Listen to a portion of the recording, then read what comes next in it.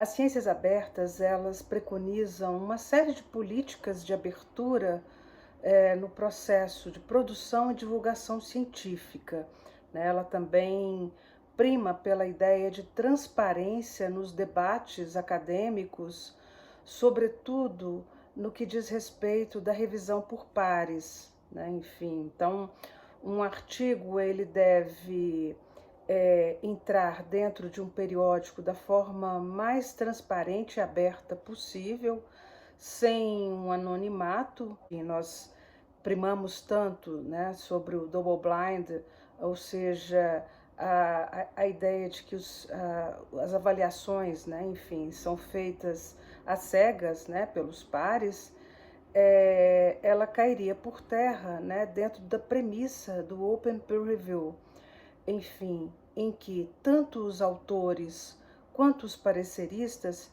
se conheceriam, digo, conheceriam as suas identidades e poderiam promover a partir daí um debate aberto da produção científica.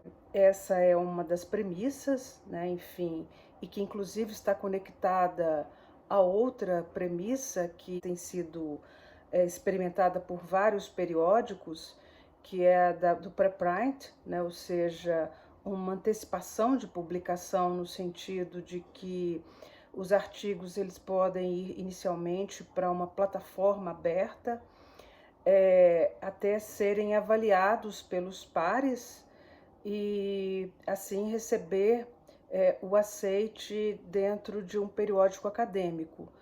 Enquanto ele está nesse processo de avaliação, ele já pode receber o DOI, né, enfim, que é a sua identidade digital, né, enfim, dentro do sistema acadêmico, e a partir daí ele passa a circular dentro de um processo de avaliação em que ele não ficaria restrito aos mecanismos, aos procedimentos editoriais de um determinado, dentro de um determinado periódico, né? Enfim, dentro das regras e procedimentos editoriais estabelecidos por um periódico específico. Essa premissa, né, enfim, do preprint, ele está colocado como um desdobramento dessa perspectiva, né, da ciência aberta e do Open Peer Review.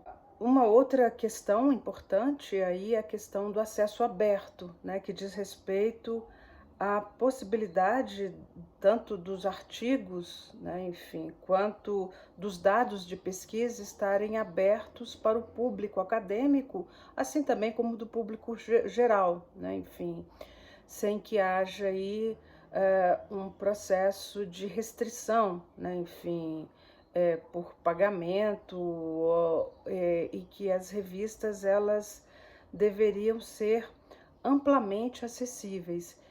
Esse é um ponto extraordinário, né? Enfim, porque é tudo aquilo que nós gostaríamos de ver, né? Enfim, a questão do acesso aberto, né? E irrestrito, né? Ao público leitor e ao público acadêmico de uma forma geral, né? Enfim, é algo muito bem-vindo, né? Enfim, desejado dentro do mundo acadêmico.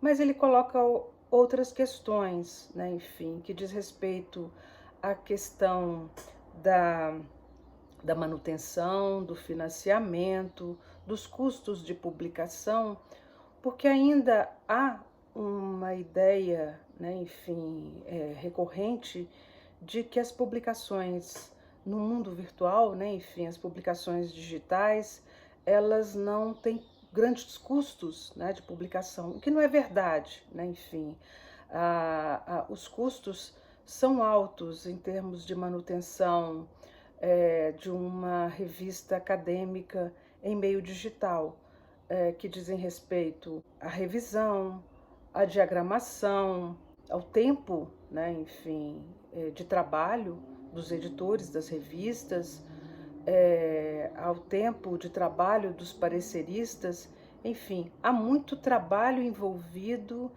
e há a necessidade de zelar pela qualidade, né, dos artigos do ponto de vista da sua perfeita edição, né? Então, isso não é algo que se consiga sem nenhum financiamento, muito antes pelo contrário.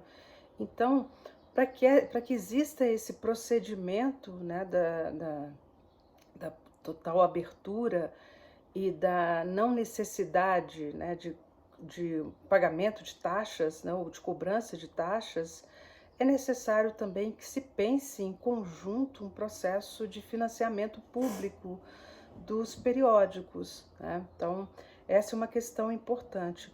Outra questão, retornando à ideia da mudança, né, no sistema do double blind, diz respeito a um receio muito grande, né, nas nossas áreas em geral, né? Isso não pensando no preprint, mas pensando nos artigos que entram, né, no sistema da revista, no sistema de submissão de artigos, que,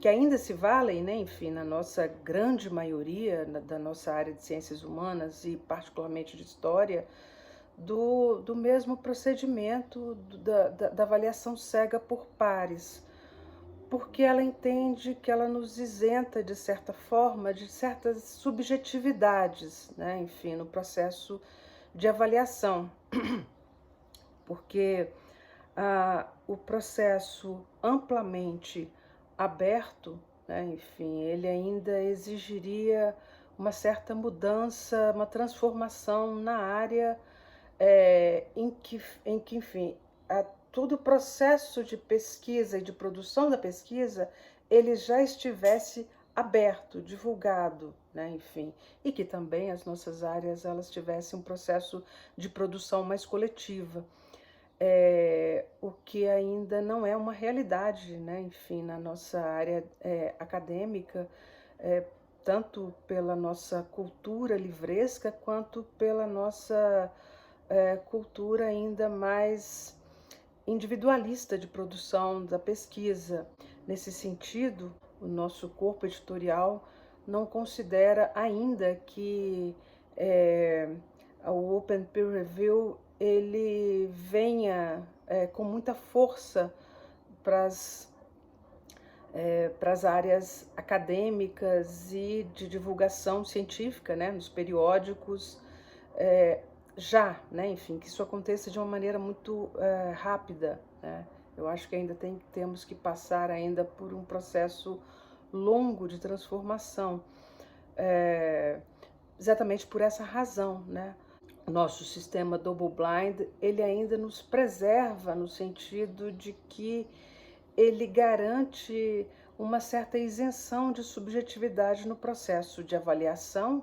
E veja bem, não é um processo que ele seja totalmente influenciado apenas pelos pareceres, mas a gente tem que entender que o processo de avaliação, mesmo o processo de avaliação cega por pares, ele é mediado pelo papel exatamente dos conselhos editoriais, das editorias, enfim, que fazem as mediações no sentido de promover internamente a revista a maior isenção, né, enfim, possível nesse processo de avaliação. Isso quer dizer que um artigo ele pode passar por 2, 3, 4 pareceres e serem debatidos internamente dentro dos conselhos editoriais. Então, esse processo de mediação é um processo que garante, né, e que tem nos garantido em grande medida a qualidade, né, enfim, zelado pela qualidade e pela isenção no processo de publicação dos periódicos. Enfim, são desafios imensos, né? Eu acho que agora o importante é pensar os impactos desses desafios dentro do nosso periódico especificamente, né, a Almanac. A professora Valentina Airolo, que é nossa editora, vice-editora-chefe, né, da revista, ela vai falar um pouquinho sobre isso agora, tá? Obrigada.